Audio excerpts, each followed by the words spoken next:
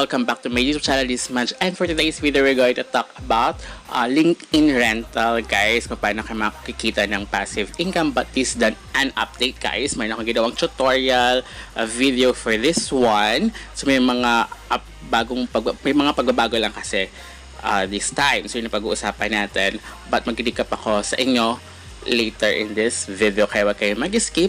So ngayon, pag 6 months ko na siya, guys. Isa sa mga pinagbabago, ito yung create an invoice. So tinanggal na yung crypto, so PayPal, Payoneer, and nakalimutan ko isa. So yun yung kasi pinaka-familiar sa akin. So once nag-create kayo ng invoice, so kung saan yung ibibill nyo, syempre nakalagay naman din sa Slack account, guys, kung saan yung ibibill. Yan, and then nalagay nyo syempre yung parang kung saan ba yon. So LinkedIn rental, of course. So and then isa sa mga pagbabago is naka-fix siya ng $10 kung gaano, kahit sobrang dami ng connections mo, naka-fix siya or less or something like that. But I think may minimum pa rin sila ng at least meron kang 500 connections, much better. So and then yun nga, may message ka after that. Once everything is okay, pwede mo nang i-send siya, and then once na i-send mo siya, makikita mo yan sa inyong invoice dashboard, okay, or sa invoice section. So something like this one. So nag-start lang siya nung April. Late kasi yung iba dahil nga nagkaka-problem sa crypto, ang dami rin, ayun nga, so na-maximum, something like that, yung sa PayPal ni boss. Kaya yung sa akin, na late nung bigay, kaya May 7. Kaya pero dinagdagan niya. Kaya as you can see, 12 yung aking ni-request. So, here, ayan, dumating naman siya. Diba? Mabilis din naman. Basta after mo mag-invoice, ngayon, meron siya another rule na invoice sent, sabihin mo sa kanya, and then, yung link ng invoice nyo, isasend nyo kay boss. Okay? Sa DM niya. Pag once na nakapasok na kayo dyan, nakapasok na kayo dito. So, kailangan kayo na may Slack account, guys. Isa yan sa mga girl yung parang, andun yung parang group chat. So, for invitation only lang siya. So, hindi kayo basa-basa makapasok. I'm really sorry if I need to blur because of, nandun kasi mga personal details as well. So, parang baka mapagalitan ako. So, anyway, so, inintay ko lang yung isa ko pang pinagkakitaan with Tire rewards, guys. I have a video then yan, guys. So check nyo na lang sa aking videos. So ayan, kumikita rin ako doon. Play to earn naman siya, guys. And then now i-convert natin. Actually, kapag mag-convert kayo, wala ta siya sa application, itong option na to. So you need to open it sa inyong browser, sa mismong browser, guys. And then ayan, kasi naka-USD pa siya, so kailangan siyang i-convert into peso, guys, para at least para ma-withdraw nyo. Kasi I tried before, pero hindi ko nakuha, kaya kino-convert ko siya. But ewan ko na ngayon, pero nasanay na kasi ako sa ganito.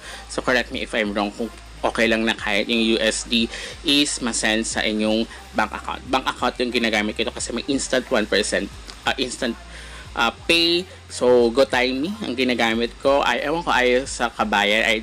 I think pwede siguro sa BDO na color blue if you're using BDO. So, pero ang okay sa akin is GoTime Bank, which is yun nga, may 1% fee. Pero kapag less than 500, nakaano pa rin siya, fix siya na 10 pesos, something like that. So dumating, medyo matagal yung pagdating niya, guys. Hindi lang siya parang few minutes, sometimes maabot ng hours.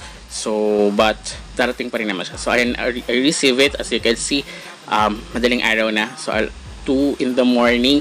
So it really depends, but at least dumating siya, diba, sa ating account. So here, kailangan nyo at least yung LinkedIn account nyo, hindi nyo siya pwedeng gamitin once na i-decided na ipaparent siya. Kasi once na pinarent nyo siya at in-open nyo siya, maridetect siya. So may procedures dyan. So if you want to try this one, is magkaroon kayo ng passive income every month. So every in the end of the month. But of course, kaya if you join in the middle of the month, possible yan sa susunod na, next month na kayo makasama for the earners list, guys. You take note for that. Kasi marami nagreklamo bakit hindi sila kasama for the earners list. Kasi isa yun sa problem na kaya you join at least, for example, ngayon, June 12, diba? So, possible yan by August na kayo. In the end of the August, kayo makakuha ng first payout. Okay, and then yun nga, much better kung verified ang inyong account. At nag-aano rin sila ng Uprock, guys. Uprock, sorry. Tama ba? I forgot yung isa. Parang nasabi ko na siya before. Iba yung nasa isip kong it's a mining website kasi yung Uprock.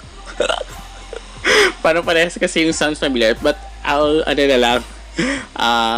pag nakita ko ulit, sabihin ko sa inyo, guys. But meron pa sila, bukod dito sa LinkedIn, meron pang isa pa. Pero for business account naman kasi siya, yung isa. Diba? Kasi pwede doon, yun ata yung isa pang pwedeng method for the payment. Bukod diba dati sa crypto, PayPal, and then yung isa. So now, yun yung ata yung nami-miss out ko. I'm really, really sorry. I forgot the exact words. Or possible parang parehas kasi sila ng sounds like yung Uprock kasi. So, anyway. So, yun lang. So, yun yung pinaka-importante. So, ipaparent mo lang siya. Wala kayong gagawin. Set up nga lang. And then, once na ibinigay nyo na sa kanila yung LinkedIn nyo, mag-start na siya. But, makareceive na pa rin kayo ng notification sa email nyo. So, makita nyo pa rin kung sinong gumagawa ng inyong video. So, until next time, goodbye!